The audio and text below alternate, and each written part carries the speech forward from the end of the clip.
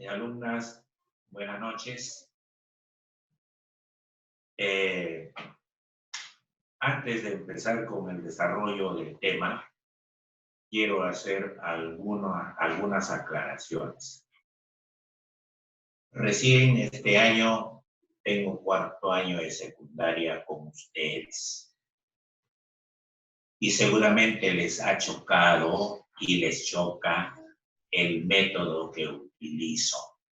Método de enseñanza, aprendizaje.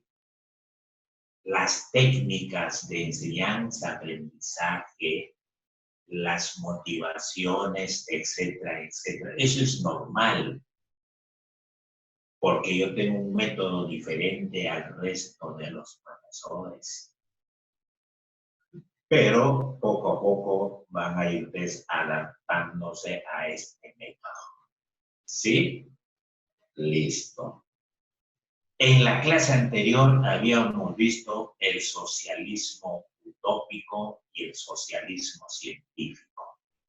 Su mismo nombre lo está diciendo, socialismo utópico. Utópico son proyectos que realizaban, pero en la práctica era imposible llevar a cabo. Son proyectos o fueron proyectos irrealizables. Y ahí lo tenemos, por ejemplo, a los representantes, a San Simón, a Fourier. Después de ese proyecto, el socialismo utópico, viene el socialismo científico. Su mismo nombre lo está diciendo, científico, porque se llega a la verdad a través de principios, a través de métodos, a través de técnicas, a través de normas, a través de leyes, a las finales, ciencia, verdad. Y ahí tenemos a los representantes que hemos dado. Bien, en esta clase tiene el surgimiento del movimiento obrero. Qué lindo es la historia. ¿Cómo surge el movimiento obrero a través de la historia? Y ya yo les he dicho que la historia viene a ser una ciencia social que nos permite recordar el pasado, vivir el presente y avisorar el futuro. Eso es lo que vamos a recordar, justamente el movimiento obrero, cómo surge, dónde surge, por qué surge. Además, debo invitarles yo, por ejemplo, a que conozcan a lo largo del desarrollo del tema sobre gremios. ¿Alguna vez ustedes han escuchado esta palabrita gremios? ¿Alguna vez han escuchado ustedes esta palabrita de sindicatos? Sindicato de trabajadores obreros, por decir. ¿Han ustedes definido esta palabrita que dice trabajo? ¿Qué cosa es el trabajo? ¿Ustedes han dado cuenta sobre estas palabritas también en el mercado? Los ofertantes y los demandantes. Cuando hablamos de estos asuntos, ya estamos en el campo de las ciencias económicas. ¿Sí? Vamos a ver. El surgimiento del movimiento obrero fue el ludismo y el cartismo. Ludismo, nombre de un trabajador en una empresa, en una fábrica. Y el cartismo, carta. ¿Sí? Cartismo es de carta, contenidos de la carta. ¿Qué contenía? El ludismo se dio en Inglaterra en 1810. Inglaterra. Ya les dije en la clase pasada, Inglaterra. De la pobreza salió y hoy se ha convertido en un país capitalista. Es un país económicamente desarrollado. Los artesanos, los trabajadores, destruían las maquinarias porque consideraban que les quitaba puestos de trabajo y reducían el poder de los gremios. ¿Qué fueron los gremios? Fueron pequeñas instituciones tipo sindicatos que se crearon con la finalidad de organizarse y desarrollar todo lo relacionado al trabajo que ellos realizaban, sobre todo para las ferias, ¿sí? Se les llamó ludistas porque fueron seguidores de Net Lud. Ahí está el nombre de un trabajador. ¿Quién fue el primero en destruir los telares en esa empresa industrial? El primero en destruir los telares en esa empresa industrial. A eso se denomina, pues, el ludismo. Después del ludismo viene el cartismo. ¿Qué diablos fue el cartismo?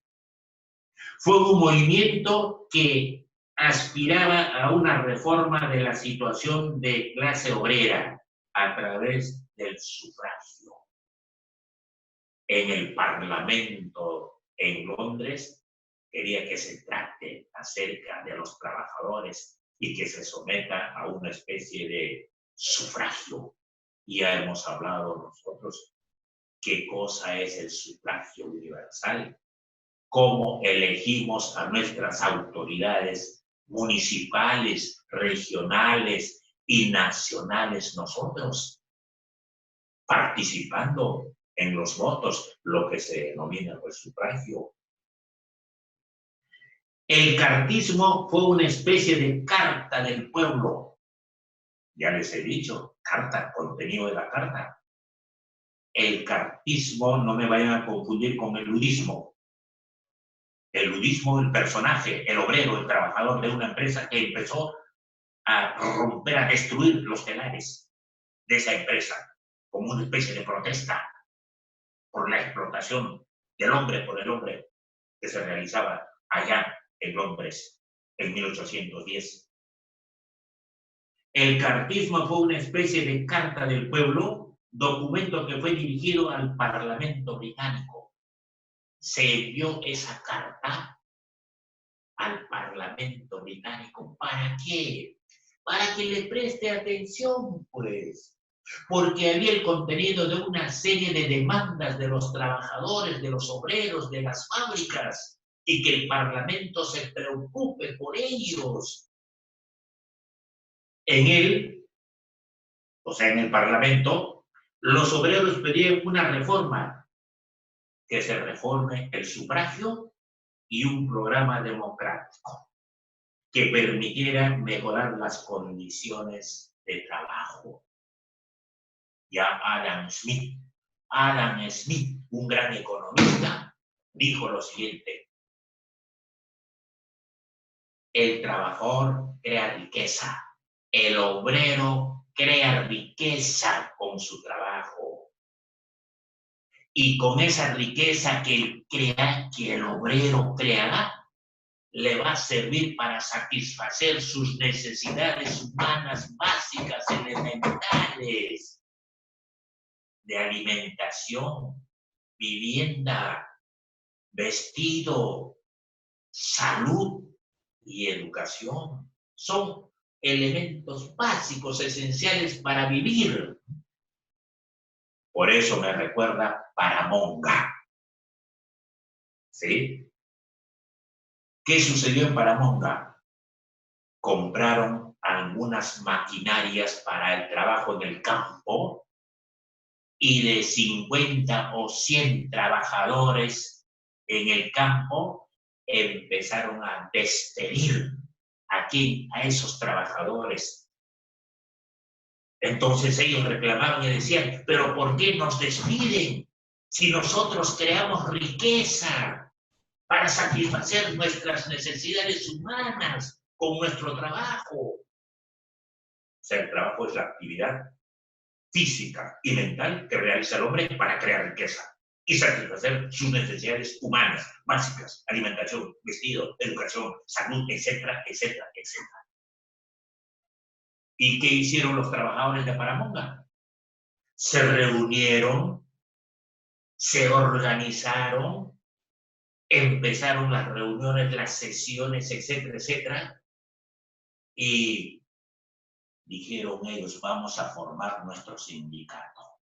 Y formaron su sindicato. ¿Para qué? Para elaborar sus demandas. Las demandas vienen a ser una relación de pedidos que hacían los trabajadores del sindicato a la patronal. Vamos a seguir aquí. El Parlamento rechazó las peticiones. El cartismo pierde fuerza. El cartismo se debilita porque el Parlamento no aceptó las peticiones que habían realizado en este documento, en esta carta que enviaron al Congreso, al Parlamento. El desarrollo del sindicalismo, primeros sindicatos. En 1825 en Gran Bretaña se reconoció el derecho de asociación y creación de sindicatos. El derecho de asociación. O sea, después de los gremios, desaparecieron los gremios y en su reemplazo estamos creando sindicatos. ¿Para qué? Para reclamar nuestros derechos y cumplir con nuestros deberes en una fábrica, en una empresa. ¿Sí? Esos son los sindicatos, pues. Son organizaciones de trabajadores con la finalidad de reclamar sus derechos y sus deberes y cumplir con sus deberes. Dice la creación de sindicatos como obreros de un mismo oficio. Derecho de asociación de un mismo oficio. Aquí están los que fabrican zapatos, esta empresa. Aquí están los que fabrican chompas en esta empresa. Aquí están los que fabrican otros productos de un mismo oficio. Luego se crean los sindicatos de industria. Y así sucesivamente, la formación de las primeras organizaciones obreras nacionales.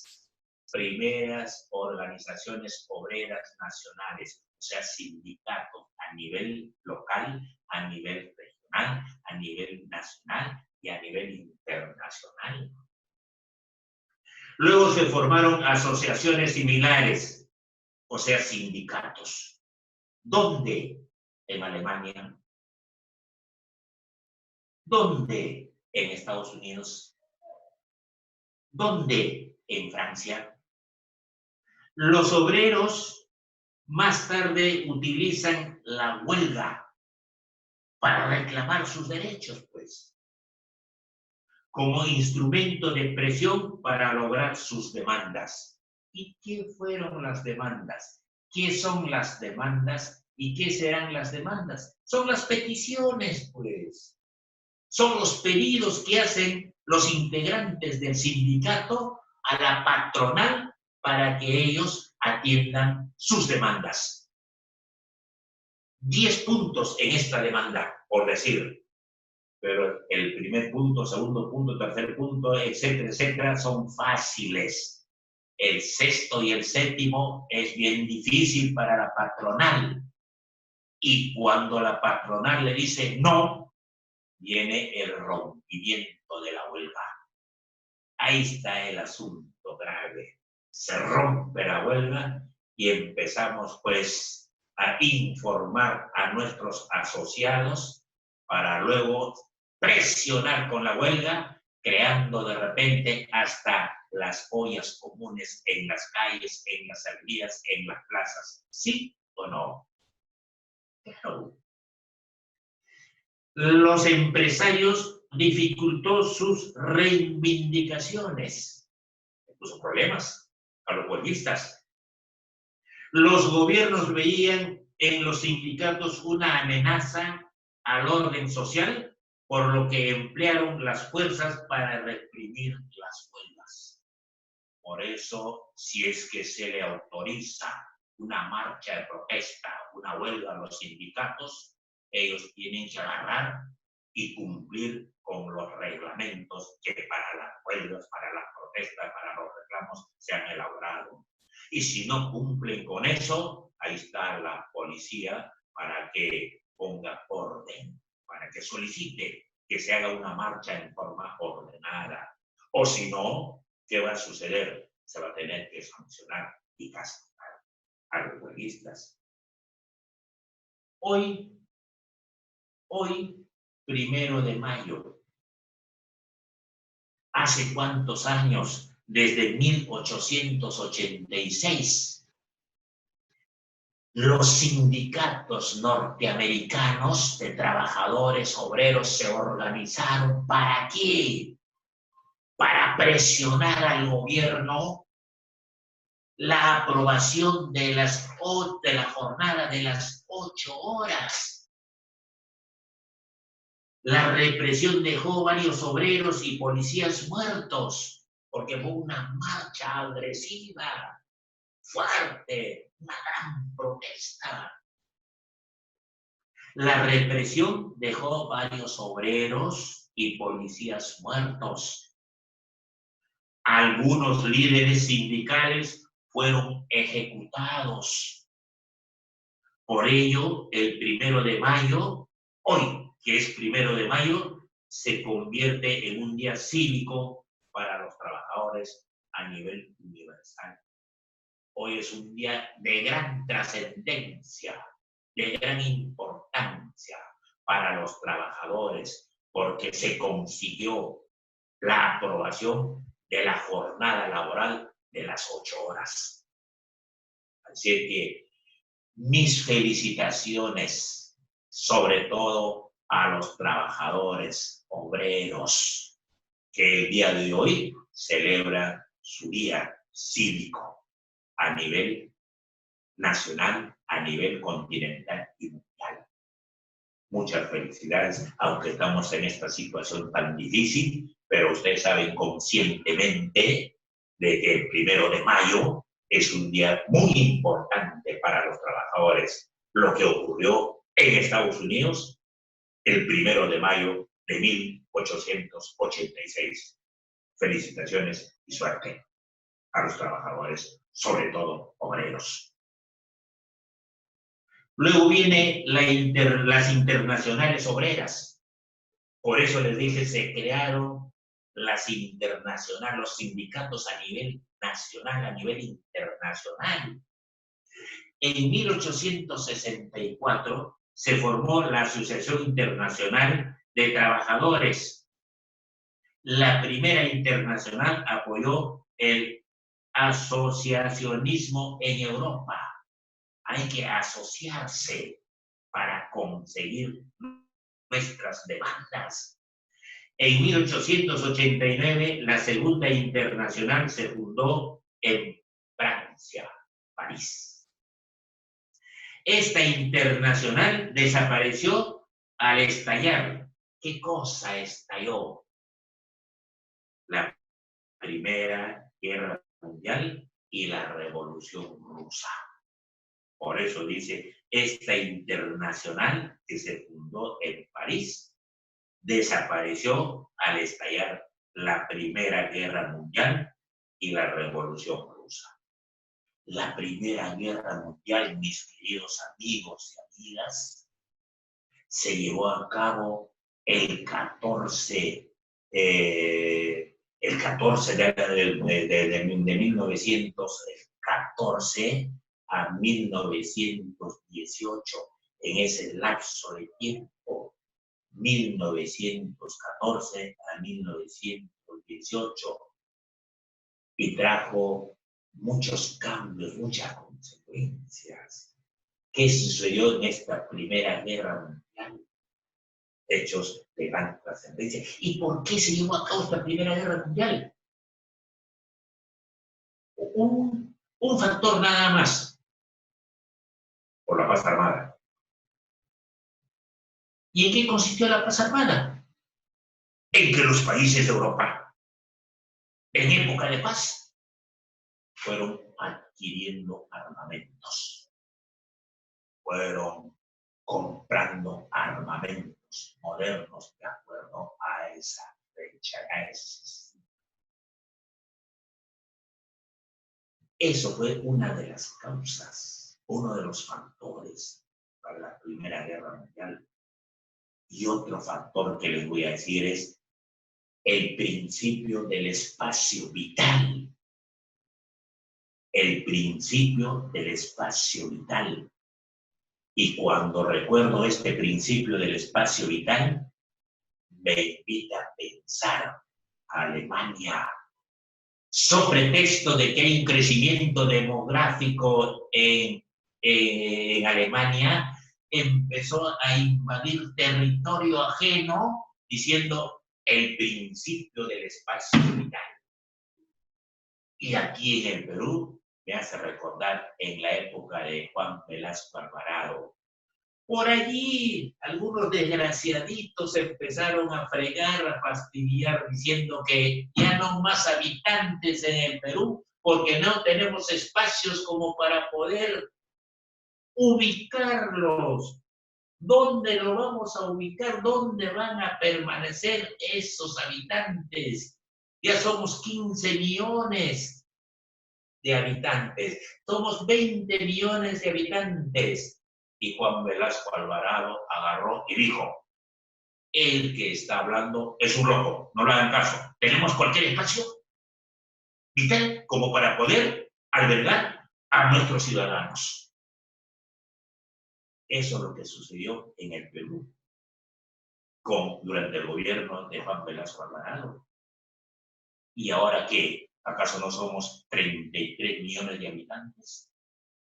¿Y acaso no están haciendo un cálculo los especialistas y los técnicos para dentro de 8 o 10 años llegar a 48 o 50 millones de habitantes? Ay, Dios mío. Vamos a ver qué es lo que sucede. Actividades. Por favor, anoten 2 preguntitas, pero vayan desarrollando en forma progresiva para que no se aburran. Primera pregunta. En Europa, me estoy refiriendo más a Europa occidental. Y ya sabemos nosotros, los países que pertenecen a Europa occidental y países que pertenecen a Europa oriental. O si no, en la mente. El globo terráqueo, por favor. Ahí tenemos la línea ecuatorial o el ecuador geográfico, que divide la Tierra en polo norte y polo sur. Y ahí hay otra línea imaginaria que se llama el meridiano de Greenwich, que divide o separa la Tierra en el hemisferio oriental y hemisferio occidental. ¿Cuáles son los países que pertenecen al hemisferio oriental y los países del hemisferio occidental?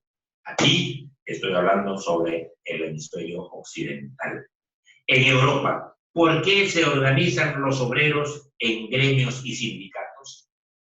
En Europa occidental, ¿ya? Dice, ¿por qué se organizan los obreros en gremios y sindicatos? Yo diría, ¿por qué y para qué se reúnen los gremios y los sindicatos? Esa es la primera pregunta. ¿Es tan fácil? ¿Qué son gremios y qué son sindicatos.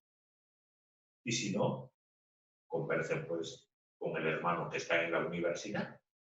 Si no, conversen pues con el papá que es un gran letrado.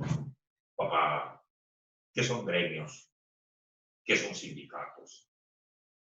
Y van ustedes desarrollando en forma proactiva. Y pregunta número 2, explique la diferencia entre el cartismo, sindicato y demandas. ¿Qué cosa venía a ser el cartismo? Carta, parlamento inglés, ¿sí? Pedidos. ¿Pero se atendieron estos pedidos? No. El parlamento dijo, no se puede atender, y se terminó todo. Y se fregó el cartismo. Sindicatos, ¿qué vienen a ser? Asociaciones, son organizaciones de los trabajadores con la finalidad de ¿qué? De reclamar sus derechos y cumplir con sus deberes. ¿Y saben ustedes, alumnos de cuarto de secundaria, qué son los derechos y qué son los deberes? Eso inclusive está en nuestra Carta Magna, en nuestra Constitución de 1993, que dice que el primer artículo dice bien claro, ahí nos habla sobre los derechos y los deberes. ¿Sí? Después, sobre sindicatos y demandas. No vayan a pensar las demandas de esto de agarrar, ahorita me voy a la comisaría y te voy a demandar. Estamos hablando acá a nivel sindical, demandas. Viene a ser